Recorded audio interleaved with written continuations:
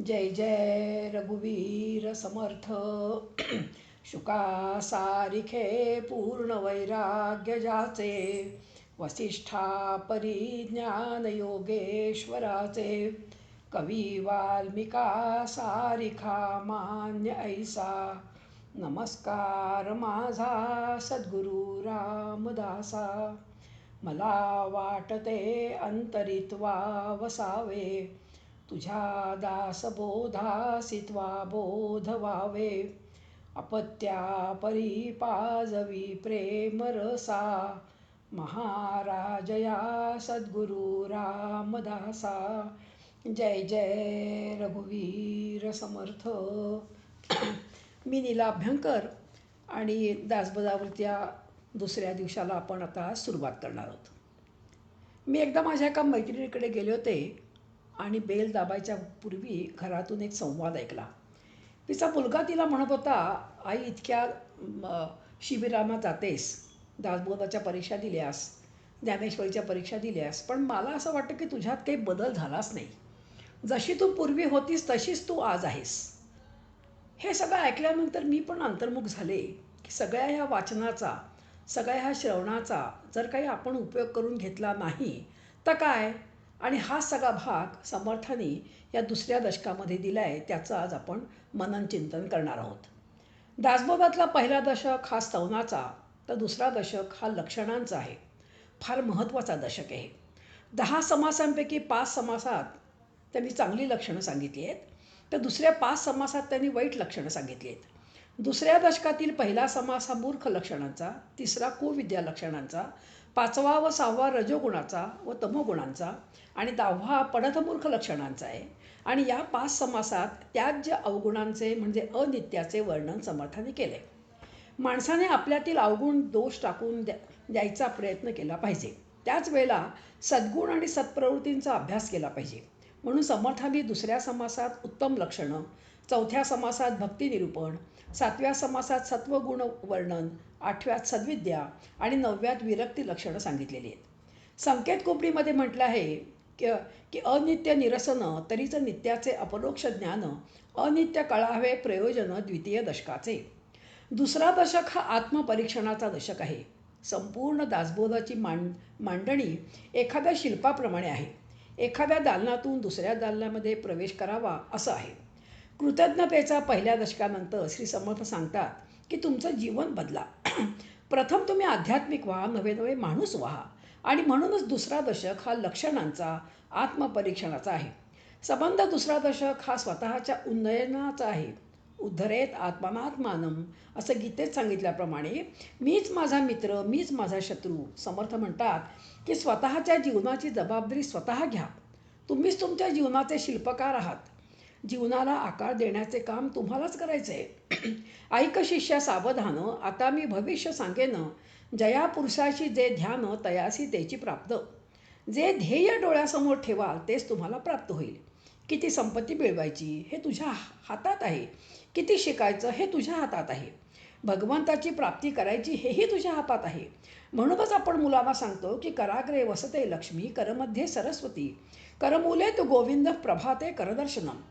नरेंद्रनाथांना एकदा कोणीतरी सांगितले की अरे तुझे वडील सर्व संपत्ती वाटतायत, सावध राहा, नाही तर तुला काही शिल्लकच राहणार नाही. नरेंद्र लगेचच वडिलांकडे गेले व त्यांना जाब विचारला. वडिलांनी नरेंद्रांना आरशासमोर देऊन उभे केले. अरे, माझ्यामुळे तुला हा नरदेह मिळाला, कर्तव्य कर्म करायला तुला हात मिळालेत, ही बुद्धी ईश्वराने दिली आहे. तू तुझ्या हाताने काय ते कष्ट कर, पुरुषार्थ कर आणि खूप संपत्ती तू मिळव. दुसऱ्या दशकामध्ये श्री समर्थ आपल्याला हेच सांगत आहेत.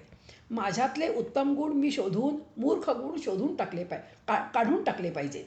आपले दुर्गुण टाकावेत आणि चांगल्या संस्काराचे दृढीकरण करावे. म्हणजे यासाठी दुसऱ्या दशकामध्ये विधी आणि निषेध सांगितला आहे. दासबोधाचे सार माझ्या मते आत्मपरीक्षण, आत्मपरिवर्तन आणि आत्मनिवेदन या 3 शब्दामध्ये सांगता येईल. दुसऱ्या दशकात आत्मपरीक्षण सांगितलेले आहे. मला बदलायचंय, हा ध्यास मला लागला पाहिजे.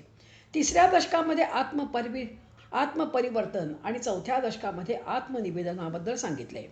आपल्यातले दोष जाणण्यासाठी पहिला मूर्ख लक्षणांचा समास समर्थांनी लिहिला आहे. हा समास वाचावा व स्वतःतील दोष समजावून घ्यावेत.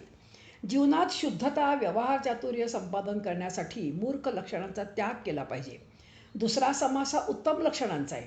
देहबुद्धी हळूहळू कमी झाल्यावर श्री समर्थ आता आपल्याला उत्तम लक्षणे सांगतायत. आपल्या मनाला चांगले वळण लावून माणसाने सामाजिक प्रतिष्ठा संपादन करावी आणि यासाठी दुसऱ्या समासाची योजना समर्थांनी केली आहे. तिसरा समास जो आहे हा कुविद्या लक्षणांचा आहे. विद्या म्हणजे ज्ञान, सद्विद्या म्हणजे ईश्वराविषयीचे ज्ञान, अविद्या म्हणजे अज्ञान आणि कुविद्या म्हणजे वाईट ज्ञान. या चारही विद्या परवडल्या, पण कुविद्या ज्याच्याकडे असते त्याला परमार्थाची गोडीच नसते. कुविद्या म्हणजे आसुरी संपत्तीची पिल्लं समजा. आपल्याला मानवी जीवन त्याने बर्बाद होतं, म्हणून माणसाने ही टाळावी. चौथा समास हा भक्ती निरूपणाचा आहे. असं म्हणतात की 1 शक्ती आपण नेहमी वापरतो, बाकी सगळी वाया जाते. तिचा पुरेपूर उपयोग आपण करून माणसाने ईश्वर प्राप्ती करून घ्यावी. पाचवा समास हा रजोगुणाचा आहे. 6वा तमोगुणाचा आहे.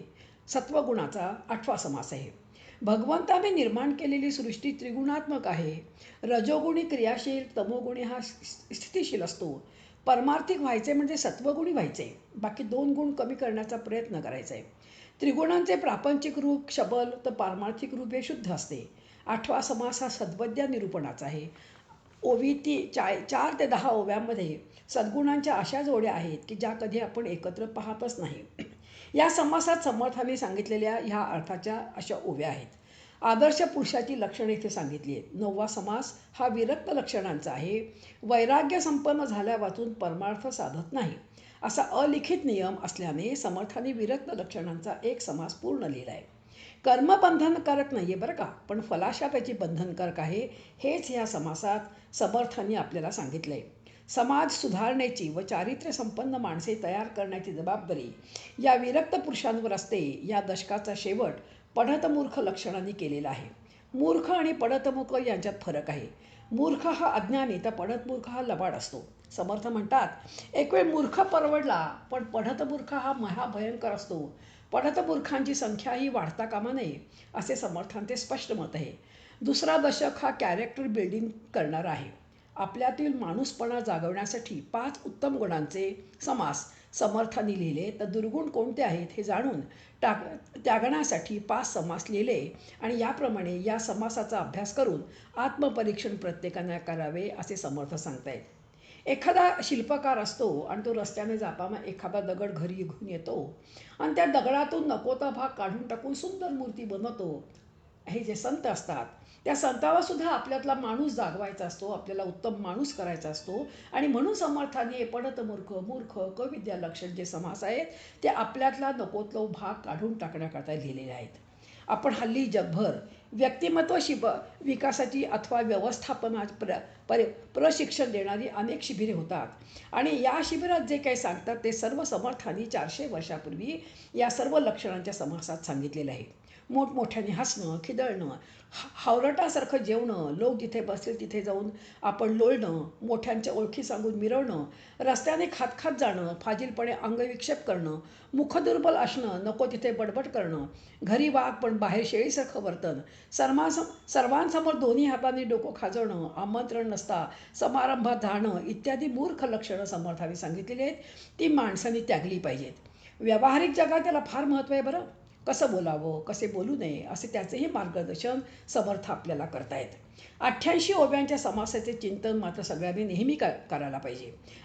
जन्म आलियाचे फळ काही करावे सफळ, ऐसे न करिता निर्फळ भूमिभार होय. समर्थ सांगतात की प्रत्येकाने आपल्यातले उत्तम गुण शोधून ते स्वतःपुरते मर्यादित न ठेवता त्याचा उपयोग समाजासाठी करायला हवा. जसा सुगंधित फुलाचा सुगंध नुसता फुलापुरता मर्यादित न राहता वाऱ्यामुळे सर्व दूर पसरतो, सगळ्यांना आनंद देतो. डोंगरातलं पाणी खाली वाहत वाहत येऊन सर्वांना त्याचा उपयोग होतो आणि शेवटी समुद्राला मिळतं. तसंच माझ्यातला सत्वगुण, उत्तम गुण समाजाला उपयोगी पडला पाहिजे. अशा प्रकारचा विश्वधर्म समर्थांनी या दुसऱ्या दशकात सांगितलं आहे. भोंगळपणा, बावळटपणा म्हणजे परमार्थ नाही, असे समर्थ दीक्षून सांगतात. मूर्ख लक्षणे वाचल्यावर सर्वसाधारणपणे आपण ती आपल्यात न पाहता शेजाऱ्या पाजाऱ्यांत इतरांत कशी आहेत याची चर्चा आपण खूप करतो. पण समर्थ म्हणतात की त्यागार्थ मूर्ख लक्षणं अशी स्थिती आपली झाली पाहिजे. समर्थ पढतमूर्ख या समासात म्हणतात की रात्रंदिवस करी श्रवण, न सांडी आपले अवगुण तो एक पढतमूर्ख. म्हणजे मला बदलायचं आहे, अवगुण सोडिता जाती, उत्तम गुण अभ्यासिता येती, कुविद्या सांडोन शिकती, शहाणे विद्या. अशा प्रकारचं ज्ञान समर्थ आपल्याला देता येत. आणि हा जो चौथा समास आहे, चौथ्या समासातली 2 वचनं फार महत्त्वाची आहेत, ती आपण लक्षात ठेवूया. साधकाने काय लक्षात ठेवावं तर काया वाचा आणि मने, पत्रे पुष्पे फळे जीवने, काहीतरी एका भजने सार्थक करावे. नरदेहाचे उचित, काही करावे आत्महित, यथानुशक्ता चित्तवित्त समोर सर्वोत्तमी लावावे. आत्मपरीक्षण करताना लक्षात घेतलं पाहिजे की या अवगुणामुळे माझा विकास कुंठित झाला आहे. दोष न लपवता ते लक्षात घेऊन कमी करणे ही परमार्थातली पहिली पारी आहे. दुसरा दूषक शिकवतो की तू तुझे दुर्गुण काढून टाक, तू तुझ्या भाग्याचा निर्माता आहेस. लक्ष दिलंस तर तुझ्यातला अर्जुन जागा होईल, नाहीतर दुर्योधन होशील. आणि ही कुरुक्षेत्राची जागा आहे, ही बाहेर कुठे नाही आहे, तुझ्याच अंतःकरणात आहे. या कुरुक्षेत्रावर दैवी संपत्ती व आसुरी संपत्तीचा संघर्ष चालला आहे. जीवनाचा रथ कृष्णाच्या हातात दे, म्हणजेच भगवंताला शरण जा. चौथ्या समासातील 2 वचने आपण मगाशी पाहिलीच. त्यानंतर 5वा जो समास आहे, हा समास त्रिगुण विचारांचा आहे. प्रत्येक माणसामध्ये त्रिगुण असतात. गतिशीलता म्हणजे रजोगुण, स्थितिशीलता म्हणजे तमोगुण आणि दोन्हींचे संतुलन म्हणजे सत्वगुण. सृष्टीमध्ये 3 गुण जे आहे ते उन्हाळ्यामध्ये तमोगुण, पावसाळ्यामध्ये रजोगुण, हिवाळ्यामध्ये सत्वगुण.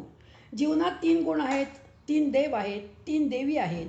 3 देवी म्हणजे लक्ष्मी हा रजोगुण, सरस्वती ह्या सत्वगुण आणि कालीमाता ह्या तमोगुण. रजोगुणामध्ये 2 भाग आहेत, एक शबल, दुसरा शुद्ध. शबल म्हणजे तमोगुणापेक्षा जरा बरा, पण शुद्ध म्हणजे सत्वगुणाजवळचा. आपल्या जीवनात पण हे 3 गुण आहेत. बालपण म्हणजे सत्वगुण, नंतर तुमचं तारुण्य म्हणजे रजोगुण आणि म्हातारपण वार्धक्य म्हणजे तमोगुण. पण आपल्याला लक्षात ठेवा, आपल्याला गुणातीत व्हायचं आहे. गुणातीत होणं हे आपलं ध्येय आहे, कारण भगवंत गुणातीत आहेत. पहिल्यांदा समर्थांनी 5वा जो समास आहे तो रजोगुणाचा केला आहे. समाजामध्ये रजोगुणी लोक जास्त असतात. परमार्थ ह्या ते स्वार्थाकरता करतात. मी आणि माझ्यापुरतं त्यांचा मर्यादित असतो. ते परमार्थसुद्धा आपल्या स्वतःच्या स्वार्थाकरता करतात. लोकांनी मला चांगलं म्हणावं, परमार्थी म्हणावं म्हणून टिळे माळा लावतात, देवळात जातात, पण ते खरे परमार्थी नसतात. आता भीष्माचार्यांचं उदाहरण बघूया. आपण आताच महाभारत मालिका सगळ्यांनी पाहिली.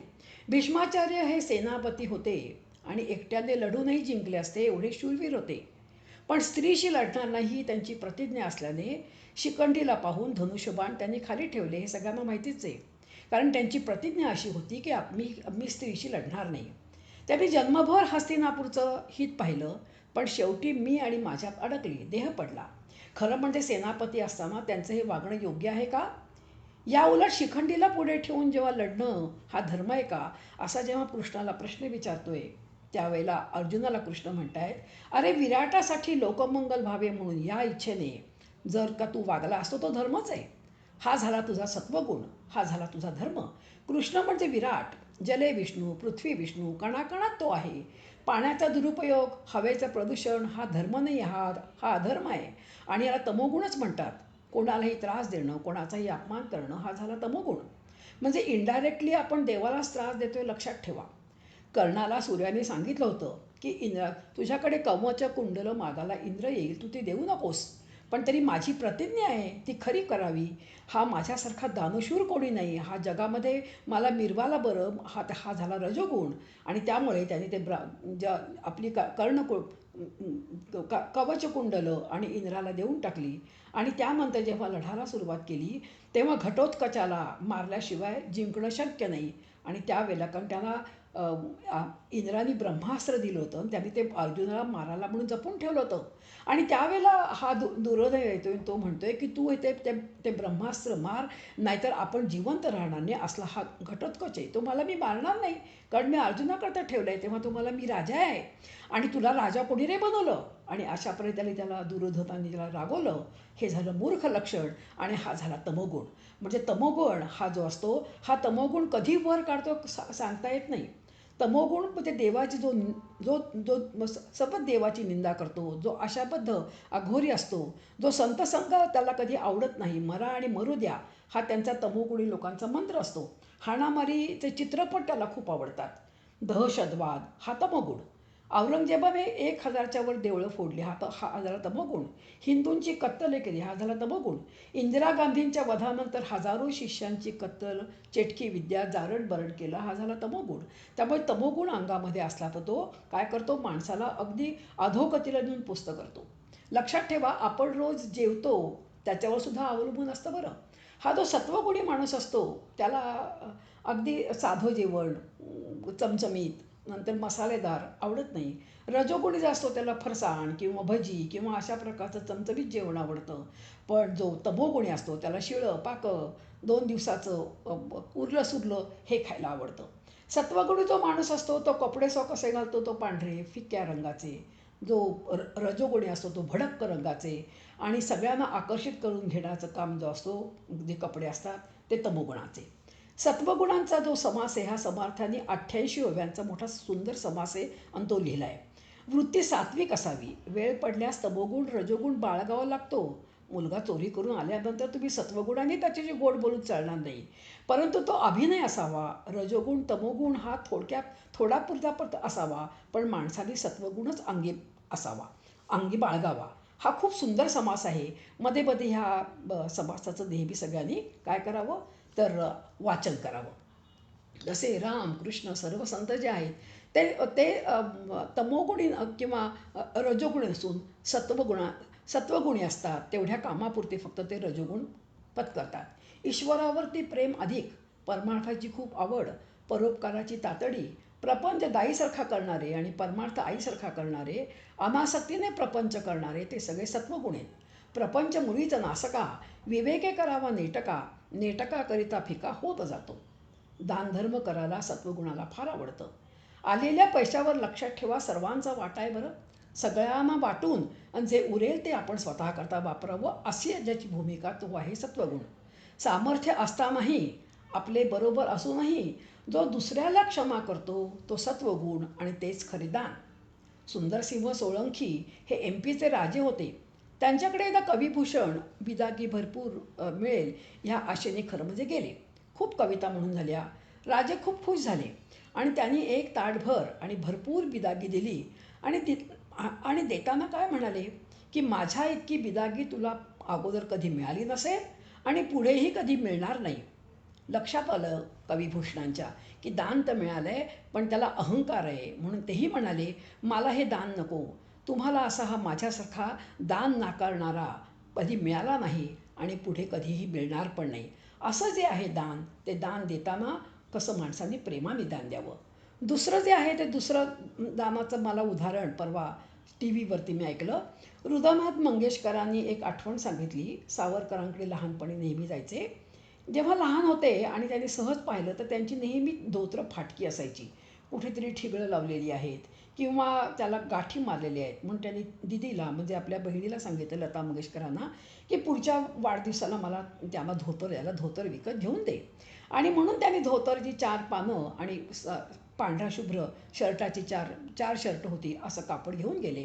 त्यांना आनंद झाला. त्यांनी आपल्याजवळ ठेवले आणि 10 मिनिटांनी आपल्या नोकराला बोलवलं आणि सांगितलं, की आपल्याला खूप लोकांकडनं काही काही लोकांची मागणी आली आहे ना, म्हणजे आपल्या वृद्धाश्रमातून. तर ते म्हणाले, हो, कोणाला टेबल हवं आहे, कोणाला पैसे हवेत, कोणाला धोतरच नाही आहेत, तर म्हणे हे जी 4 धोतर जोडी आहेत ना त्यांना देऊन टाक. किती निस्पृह, किती दानी, स्वतःच्याकडे नसताना सुद्धा जे जे जो लोकांना देतो, हे झालं सात्विक दान. आणि सात्विक दान या सावरकरांनी केलं, म्हणून सावरकरांचं नाव कसं आहे, तर हे सगळ्यामध्ये उठून दिसणार असं नाव आहे.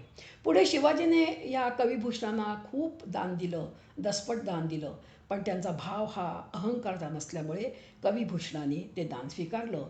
म्हणून दान देताना आपला अहंकार नसावा. लक्षात ठेवा, आपण जेवताना नेहमी भगवंताला नैवेद्य दाखवून द्या. मनातल्या मनात नैवेद्य दाखवावा, मनातल्या मनात त्याला तो नमस्कार करावा, की तुझ्यामुळे मला आज मिळतोय. काय होतं माहिती आहे का, भगवंत नैवेद्य खात नाहीत पण ते वास घेतात, हा भाव आपला असावा. जेव्हा कीर्तन करतात, हे जे सात्विक लोक जेव्हा कीर्तन करतात तेव्हा ते इतके मन लावून कीर्तन करतात की अष्टसात्विक भाव सगळ्यांचे जागे होतात. दया, क्षमा, शांती, तिथे भगवंताची वसती. अशा प्रकारे हा सात्विक माणूस प्रेमस्वरूप असल्याने अजातशत्रू असतो. बघा 42 ओव्या रजोगुणांच्या आहेत, 41 ओव्या तमोगुणांच्या आहेत, पण 88 ओव्या लिहिताना समर्थांना बहार आली आहे. त्यांना किती लिहू आणि किती नको, अशा प्रकारे समर्थाने ह्या तिन्ही गुणांचं वर्णन केलं आहे. 8वा जो समास आहे तो उत्तम लक्षणांच्या जोड्या त्यांनी दिल्या आहेत. 21 जोड्या त्यांनी ह्या 8व्या समासात दिलेल्या आहेत, याचं नाव आहे सद्विद्या निरूपण.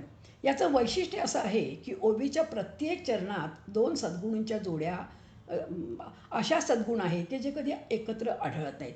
परमसुंदर आणि चतुर. सर्वसाधारणपणे जो चतुर असतो तो सुंदर असतो असा नाही. परमसबळ आणि धीर, परमसंपन्न आणि उदार, अतिशय रूपवान असून बुद्धिमान किंवा चतुर, परमशक्तिमान असून धैर्यशील, खूप श्रीमंत आहे पण उदार आहे. कारण सर्वसाधारणपणे श्रीमंत माणूस हा कंजूष असतो. मी जेव्हा नागपूरला भिक्षा फेरी काढायची तेव्हा बंगल्यासमोर जेव्हा आम्ही भिक्षा मागायला जायचो तेव्हा बंगल्याचं दार विशेषतः कधी कोणी उघडायचंच नाही. पण अशा वेळेला एखादा रिक्षावाला फाटके कपडे घातलेला आपण खिशातून 1 रुपयाची नोट काढून द्यायचा आणि एवढ्या आनंदाने तो द्यायचा. हे झालं खरं दान. आणि अशा प्रकारे मोठा ज्ञानी आणि भक्त, मोठा पंडित असून वैराग्यशील, वक्ता असून निर्लोभी. जगात ज्ञान आणि भक्ती कधी एकत्र पाहायला मिळतच नाही. आणि वक्ता असून निर्लोभी तर अजिबात नाही. इथे निस्पृहाच्या गोष्टी करायच्या, परंतु सगळं लक्ष मात्र बिदागीवर, आरतीतल्या धनावर असावं.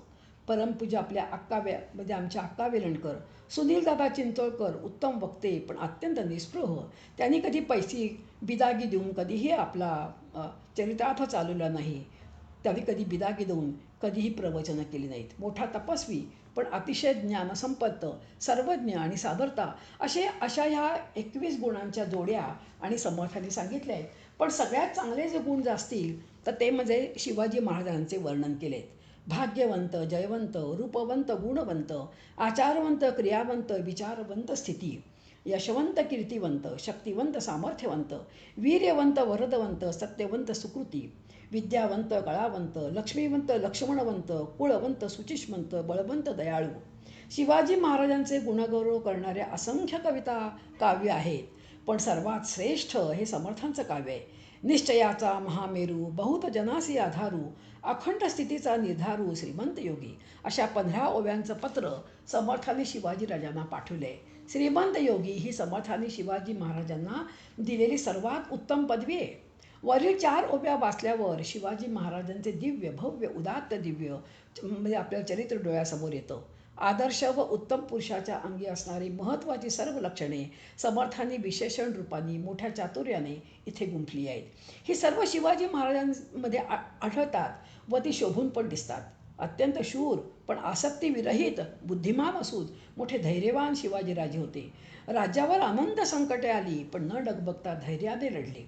कुलशीलवान असून अत्यंत पराक्रमी, संबंध राज्य आपल्या गुरूंच्या म्हणजे समर्थांच्या झोळीत टाकलं.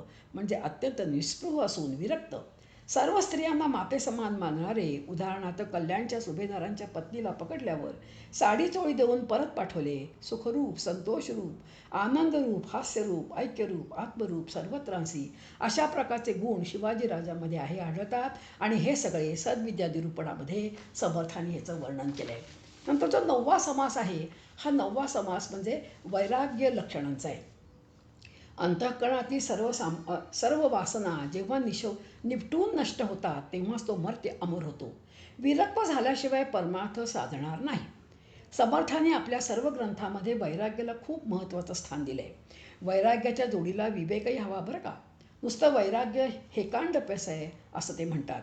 जीवनात त्याग नसेल तर माणूस काहीच करू शकत नाही. ऐसा भगवंताचा भक्त, विशेष अंतरी विरक्त, संसार सांडून झाला मुक्त देवाकारणे. अंतरापासून वैराग्य, त्याचे जाणावे महत्भाग्य, लोलंकते एवढे अभाग्य दुसरे नाही. वैराग्य संपन्न झाल्या वाचून परमार्थ संपन्न होत नाही, हा नियम आहे. ज्या वैराग्याने भक्ती व ज्ञान याचा परिपोष होतो, ते विकसित होतं, तेच खरं. म्हणून समर्थ सांगतात की अंतःकरणापासून वैराग्य पाहिजे. कोणी ह्यानी म्हटलं त्यांनी म्हटलं म्हणून घरदार सोडून निघणारे त्याला वैराग्य म्हणत नाहीत. उच्च प्रतीचा साधक सर्व संग सोडूनच वैराग्याचा आश्रय करतो. इथे मला आठवण येते, ते मलेशियाला एक डॉक्टर होते आणि डॉक्टरकडे एक पेशंट आले. त्या पेशंटला बरं झाल्यानंतर ते पेशंट म्हणाले, डॉक्टर खरं सांगू का, तुम्हाला पैसे द्यायला माझ्याकडे पैसे नाही आहेत, पण ही गीता आहे ही तुम्हाला मी देतो. आणि म्हणून त्यांनी गीता दिली. हा त्यांच्या जीवनातला टर्निंग पॉईंटच म्हणला ना. आणि त्यांनी ती गीता पूर्ण वाचली आणि लक्षात आलं कशाला इथे मलेशियात राहा, भोगवादी जीवन जगा, आणि म्हणून ते ऋषिकेशला आले. एका आश्रमात राहिले आणि सर्वसंग परित्याग करून आणि ईश्वराच्या प्राप्तीसाठी त्यांनी अनेक वर्ष आणि खूप साधना केली. आणि केल्यानंतर त्यांनी एक मठ स्थापन केला. तेच शिवतत्वानंद म्हणून जे प्रसिद्ध आहेत, ज्यांनी स्वर्गाश्रम निर्माण केला. याला म्हणायचं विरक्त. दुसरं जे उदाहरण आहे जामला समर्थांची मूर्ती घेऊन आणि माझे गुरु आणि श्रीधर स्वामी निघाले होते. आणि वाटेमध्ये एका गावामध्ये एक भागवत नावाचा छोटा मुलगा आणि तो उभा होता. सहज माझ्या गुरुने विचारलं, काय येतोस का जामला? आम्ही जामला चाललो ही मूर्ती घेऊन. तर क्षणी ते निघाले. त्यांनी जाऊन आईवडिलांना विचारलं सुद्धा नाही की मी जाऊ का. तेच अण्णा भागवत जन्मभर आणि समर्थांची सेवा करत राहिले. असे ह्याला म्हणायचं वैराग्य. हे सर्वसाधारण माणसाला मिळणं फार कठीण आहे. भगवंताच्या कृपेशिवाय मुळी खरं वैराग्य येतच नाही. वैराग्यापुरते नाही भाग्य, वैराग्य नाही ते अभाग्य. वैराग्य नसता योग्य परमार्थ नव्हे. प्रत्यय ज्ञानी वीतरागी, विवेक बळे सकळ त्यागी, ते जाणीते महायोगी ईश्वरी पुरुष. म्हणून अखंड वैराग्य निर्माण होण्यासाठी साधकाच्या मनात ऐहिक बाह्य आणि देहासंबंधी सुखाबद्दल अगदी मनापासून तिरस्कार निर्माण व्हायला हवा. देहबुद्धी सुटावी लागते. मन सतत दृश्य गोष्टीत रमतं. इंद्रियांची भूक नेहमीच अतृप्त असते. विषयांची आहुती दिल्याशिवाय वासनांचा अग्नी अधिकाधिक भडकतो. त्यामुळे जीव ईश्वरापासून दुरावतो. मन एकाग्र होऊ शकत नाही. म्हणून समर्थांनी वैराग्याचे महत्त्व पटवून दिले. जो दृढ वैराग्य आत्मसात करतो त्याचा परमार्थ मार्गावरील प्रवास हा विलंब होतो. तो साधक मुक्त होतो. म्हणून वैराग्याला फार जीवनात महत्त्व आहे. त्यानंतर समर्थ आपल्याला आणि पढत मूर्खाची लक्षणं सांगतायत. पहिल्यांदा लोकसंग्रहाचं तंत्र सांगतायत. प्रपंच करता करता त्याचं मिथ्यत्व हळूहळू कळतं. दृश्य असार असून त्यावरील प्रेम हळूहळू कमी होतं. भगवंतावरचं प्रेम म्हणजे दृढ होतं. खरा प्रेम करण्यालायक कोण आहे ह्याचा अभ्यास करता करता लक्षात येतं. भगवंत हवा असं वाटतो. त्या स्थितीला वैराग्य म्हणतात. अशी विरक्ती आल्याशिवाय परमार्थमुळी साधतच नाही, हा नियम आहे. म्हणून दशक 2 समास 8 वैराग्य संपन्न पुरुषाची लक्षणं आपण पाहिलीत. उत्तम प्रवचनकार असावा. पूर्ण अभ्यास करून प्रवचनाला जावं. उभे राहावे. प्रवचनात जे बोलतो तसेच त्याचे वर्तनही असावे. प्रवचनात मारे विरक्तीच्या गोष्टी सांगायच्या, पण स्वतः मात्र उत्तमोत्तम कपडे दागिने घातलेला छान छोकीत राहणारा असा नसावा. काही झालं तरी शुद्ध मार्ग, सत्याचा मार्ग त्याने सोडता कामा नये. चंदन झिजल्याशिवाय सुवास येत नाही. त्याप्रमाणे त्याने लोकांसाठी झिजावं. त्यांना सर्वतोपरी मदत करावी. समानशिले व्यसनेशी सक्षम याप्रमाणे विरक्ताने आपल्यासारखेच विरक्त शोधून त्यांच्या समावेत राहावे. सत्संग करावा. स्वतः पुरश्चरणे करावी. लोकांकडनं करून घ्यावीत. तीर्थमध्ये यात्रा कराव्यात. एखाद्या शांत जागी जाऊन उपासना करावी. लोकांनाही उपासनाला लागावी. मोठी मोठी कामे उत्सवे करावीत. आणि अशा प्रकारे लोकसंग्रह आणि ह्या परमार्थामध्ये हा लोकसंग्रह निर्माण करावा. लोकेशनाच्या मागे लागला की विरक्त बुडाला. म्हणून लोकेशना न करता लोकसंग्रह त्यांनी कसा करावा असा सुंदर उपदेश समर्थ आपल्याला करतायत. बर्नार्ड शॉने एका ठिकाणी म्हटलं आहे की some are fools but some are learned fools. आणि समर्थांनी दशक 2 समास 10 या पढत मूर्खांची लक्षणं सांगितली आहेत. समर्थ म्हणतात एखाद वेळेला मूर्ख परवडला, पण पढत मूर्ख परवडत नाही. कारण मूर्ख जो असतो त्याला माहिती असतं की मी कसा आहे, आणि म्हणून त्याला पश्चाताप कधीतरी होतो. पण पढत मूर्ख जो असतो हा स्वतःला शहाणा समजतो. त्याच्यामुळे त्याला पश्चाताप व्हायचा प्रश्नच नाही. म्हणून समर्थ म्हणतात की हा पढत मूर्ख जो असतो हा जो आहे हा घातककारक आहे. ज्याला सर्व माहीत असूनही जो वाममार्ग स्वीकारतो त्याला समर्थ पढत मूर्ख म्हणतायत. अनेक डॉक्टरांना तंबाखू, सिगारेट, दारू वाईट आहे, प्रकृतीला हानिकारक आहे हे माहीत असूनही ते त्याचे सेवन नित्य करतात. त्याला काय म्हणावं. काही तथाकथित स्वतःला साधू सज्जन म्हणून घेणारे लोक समाजासाठी अहितकारी आहेत. श्रीमंत लोकांना नादी लावायचं, त्यांच्या पैशावर डोळा ठेवून पंचतारांकित हॉटेलात उतरायचं, विमानाने प्रवास करायचा, सेवेला उत्तमोत्तम स्त्रिया हव्यात, पण उत्तम ओरेटरी असल्याने आपल्या बोलण्याने इतरांवर प्रभाव पाडायचा व आपल्या नादी लावायचं. अशाने समाजाची उन्नती न होता अवनती होते, लोक अशांच्या बळी पडतात, खरा परमार्थ बाजूला राहतो, व्यक्तिपूजाच वाढते. म्हणून समर्थ आपल्याला जागे करतायत. आपल्या समाजाला अशा दांभिक पढतमूर्खांची कीड लागली आहे. संतांच्या वाङ्मयांचा अभ्यास सखोल न करता काहीतरी वाचायचं आणि त्या ओवीचा अर्थ वाटेल तो लावायचा आणि लोकांची दिशाभूल करायची, असं असं होता कामा नये. मोठमोठ्या देवळामध्ये ईश्वराच्या जवळ राहू नये जी माणसं हावरटपणे, स्वार्थीपणे पैशाच्या मागे लागतात, त्यामुळे अशांची घृणा येते. विरक्ती न आल्याने, देहबुद्धी कमी न झाल्याने अशी पढतमूर्ख माणसांची समाज आतून पोखरून निघतो, समाजाला कीड लागते. आणि म्हणून आपल्यासारख्या शहाण्या माणसांनी त्यांच्यापासून दूर राहावं, आदर्श ठेवायचं. तो ह्या उत्तम संतांचा, उत्तम म्हणजे जे उत्तम लक्षणं जे दिली आहेत, त्या उत्तम लक्षणं असणाऱ्या लोकांचा त्यांनी काय केलं पाहिजे, तर त्यांनी संग ठेवला पाहिजे. आणि म्हणून आपण ह्या सगळ्या लोकांपासून दूर राहिलं पाहिजे. मी तुम्हाला सगळ्यांना एक विनंती करणार आहे की तुम्ही आता पुढच्या गुरुवारी जेव्हा आपला 3रा दशक होईल, तर तुम्हाला वेळ मिळेल तर तुम्ही तो थोडा दशक वाचून ठेवा. म्हणजे मग मी काय सांगते हे तुम्हाला लक्षात येईल. संसार सुखाचा वाटतो त्याला समर्थ पढतमूर्ख म्हणतायत. तुकोबराया प्रपंचाला ढेकणाची बाज म्हणतायत. एकनाथ महाराज विंचवाची शेज म्हणतायत. अहो, ह्या विंचवाच्या शेजेवर, ढेकणाच्या बाजेवर झोप येईल का? म्हणून दोष सांगितल्यावर समर्थ क्षमा मागतायत. पण त्यांना लोकांनी शहाणं व्हावं, सुधारावं, उत्तम समाज निर्माण व्हावा ही कळकळ असल्यामुळे आणि म्हणून त्यांनी ह्या 5 कुविद्या लक्षणांचा आणि मूर्ख लक्षणांचा समास सांगितला आहे. मुळापासून हा सगळ्यांनी वाचावा आणि त्या उत्तम लक्षणं घ्यावीत आणि जी वाईट लक्षणं आहेत ती सोडायचा प्रयत्न करावा. आजचा जो दशक आहे तुम्ही इथेच थांबवते. जय जय रघुवीर समर्थ.